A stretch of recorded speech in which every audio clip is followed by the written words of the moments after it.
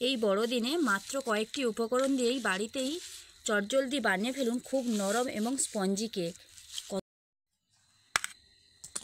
কেকটা কতটা নরম আর কতটা স্পঞ্জি হয়েছে দেখুন। আর এই যে কেকটা এইখানটায় দেখুন কতটা স্পঞ্জি হয়েছে, এই দেখুন। নমস্কার বন্ধুরা, আমি দেবযানী, আপনাদের চ্যানেল দেবযানীর রান্নাঘর দি ভিলেজ ফুডে আপনাদের সকলকেই স্বাগত জানাই। প্রত্যেক দিনের মতো আজকেও একটা রেসিপি আমি আপনাদের সঙ্গে শেয়ার করব। কিন্তু আজকে সন্ধ্যাবেলায় বসে পড়েছি। আজকে সন্ধ্যাবেলায় ডিসেম্বরের প্রায় শেষ পর্যায়ে আমরা পৌঁছে গেছি। কেক খেতে খেতে প্রায় সকলেই বলতে পারেন যে ক্লান্ত হয়ে গেছে। তো আবারও একটা আমি নতুন ধরনের কেকের রেসিপি আপনাদের সঙ্গে শেয়ার করব। একদমই চায়ের কাপ মেপে যে খুব সহজে স্পঞ্জি কেক রেডি হয়ে যায় সেই রেসিপি আমি আপনাদের সঙ্গে শেয়ার করব। পুরো ভিডিওটা একটু স্কিপ না করেই দেখতে থাকুন। তাহলে চলুন কেক বানানো শুরু করা যাক। আমি আগেই বলেছি চায়ের কাপ মেপে আমি কিন্তু কেক বানাবো। তো আমি এখানে একটা চায়ের কাপ নিয়েছি, তার পরিমাপে 1 কাপ চিনির গুঁড়ো নিয়ে নিয়েছি। আমি এখানে কিন্তু 3টা ডিমের কেক বানাবো, তার জন্য 2 কাপ চিনি আমার প্রয়োজন। 2 কাপ চিনি নিয়ে নিয়েছি। এর উপরে দিয়ে দেব 3টা ডিম।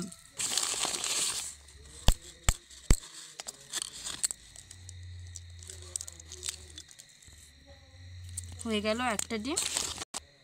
বড়দিন একদমই সম্মুখে চলে এসছে। আপনারা কিন্তু প্রত্যেকেই বাড়িতে বানাতে পারেন আর বানিয়ে কিন্তু সকল আত্মীয়দের খাওয়াতে পারেন আর বড়দিনের সেলিব্রেশনটা কিন্তু করতেই পারেন। খুব কিন্তু অল্প খরচে অল্প সময়ের মধ্যে এই কেক কিন্তু রেডি হয়ে যাবে। এইবার ডিম আর চিনিটাকে বেশ কিছুক্ষণ ধরে আমি একটা হ্যান্ড বেটার নিয়েছি, সেটা দিয়ে কিন্তু বিট করব।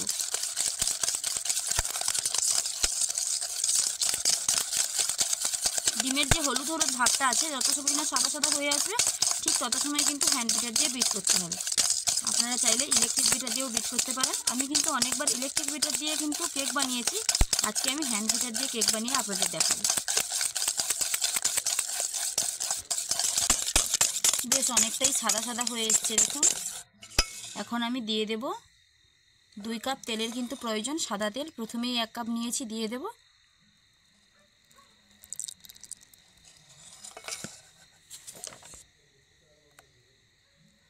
আবারও 1 কাপ দিয়ে দিলাম। এবার এটাকেও কিন্তু ভালোভাবে মাখতে হবে।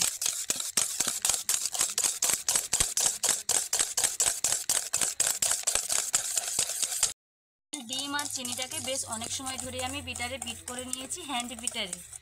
এইবার আমি দিয়ে দেব ভ্যানিলা এসেন্স। ভ্যানিলা এসেন্স দেওয়ার কিন্তু কারণ হচ্ছে কাঁচা ডিমের একটা আলাদা গন্ধ থাকে, সেই গন্ধটাও চলে যায় আর কেকের কিন্তু বেশ আলাদা একটা সেন্ট আসে।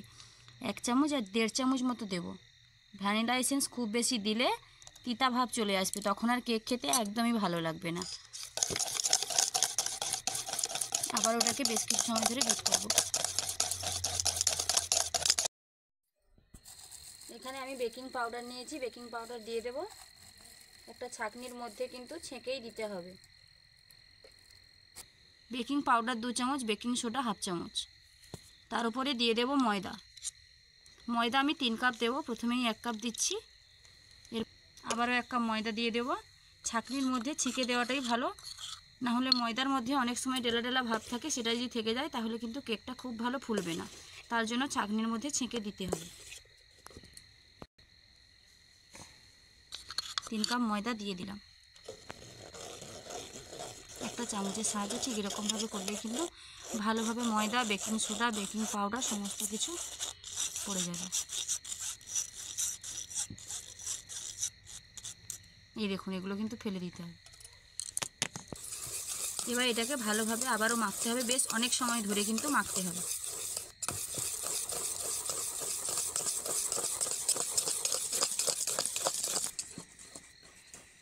এদিকে আমি কিন্তু এটা মাখতে মাখতে উনুন ধরিয়ে দিয়েছি যাতে বালিটা গরম হয়। কড়াইয়ের মধ্যে বেশ কিছুটা বালি দিয়ে দিয়েছি, একটা হাঁড়ি বসার স্ট্যান্ডও দিয়েছি, দিয়ে থালাটা চাপিয়ে দেব।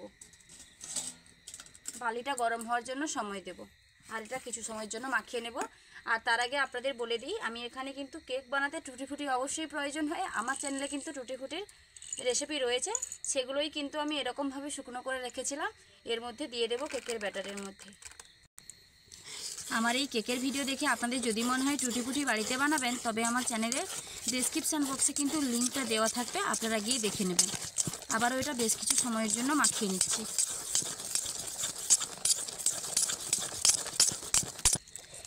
কেকটা বসানোর জন্য ব্যাটার কিন্তু আমার পারফেক্টভাবে রেডি হয়ে গেছে। এই দেখুন পারফেক্টভাবে যে রেডি হয়ে গেছে, ঠিক এরকম ঘনত্বে কিন্তু হবে। এইবার আমি একটা কেক বসানোর মোল্ড নিয়েছি, তার মধ্যে কিন্তু তেল আমি ভালোভাবে দিয়ে দেব। এই মোল্ডের গাগুলোতে কিন্তু ভালোভাবে তেল লাগিয়ে দিতে হবে। এই যে দেখুন এই গাগুলোতে আমি ব্রাশ দিয়ে করছি, আপনারা চাইলে হাত দিয়েও করে নিতে পারেন, কোনো অসুবিধা নেই। এইবার আমি একটা কাগজ দিয়ে দেব।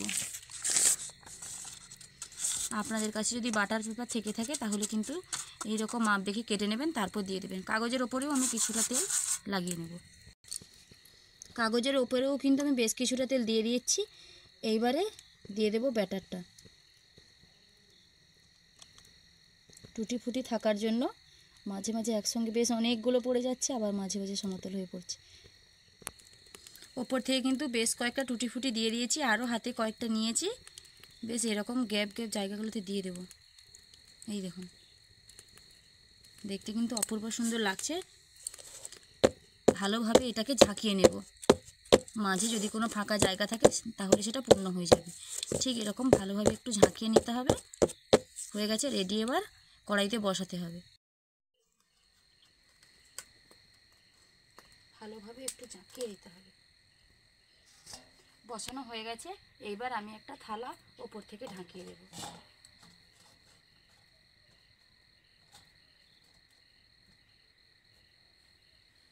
আঁচটা কিন্তু প্রথমে আমি জোরে দিয়ে রেখেছিলাম, মানে একটু বেশি আঁচ দিয়ে রেখেছিলাম। এই যে বাটিটা বসিয়েছি কেকের মোলটা, তারপরে কিন্তু আঁচ একদম হাই টু মিডিয়াম আঁচে রাখতে হবে। একদমই হালকা আঁচ দিয়ে 20 থেকে 25 মিনিট মতন এটাকে জাল দিতে হবে, তাহলেই কিন্তু কেক রেডি হয়ে যাবে। 20 থেকে 25 মিনিট পর ফিরে আসছি। শীতের সন্ধ্যা, বিশেষ করে ডিসেম্বরের সন্ধ্যা, কেক খাওয়ার দিন। কেক একদম পারফেক্টভাবে রেডি হয়ে গেছে। কতটা স্পঞ্জি এবং নরম হয়েছে দেখুন।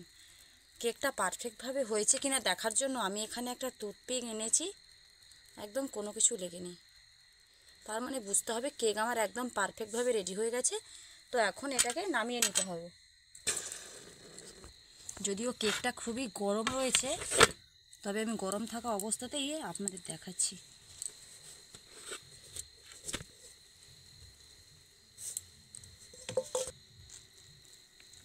কাগজটাও খুব সহজে উঠে যাচ্ছে, আর সমস্ত টুটি ফুটি একদম নিচে চলে এসছে দেখুন।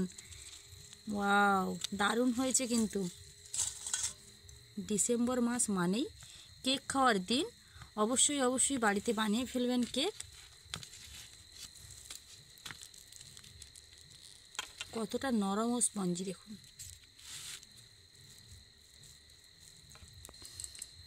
তাহলে বন্ধুরা, আমার এই অপূর্ব সুন্দর কেকের রেসিপি যদি আপনাদের ভালো লেগে থাকে, প্লিজ লাইক, কমেন্ট ও শেয়ার করতে ভুলবেন না।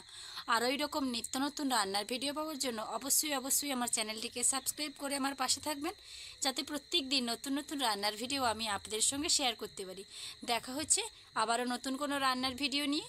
ততক্ষণ সুস্থ থাকুন, ভালো থাকুন। এই ডিসেম্বর মাসে একবার হলেও বাড়িতে কেক বানিয়ে খাবেন, কিংবা আত্মীয়দেরও কেক বানিয়ে দিতে পারেন।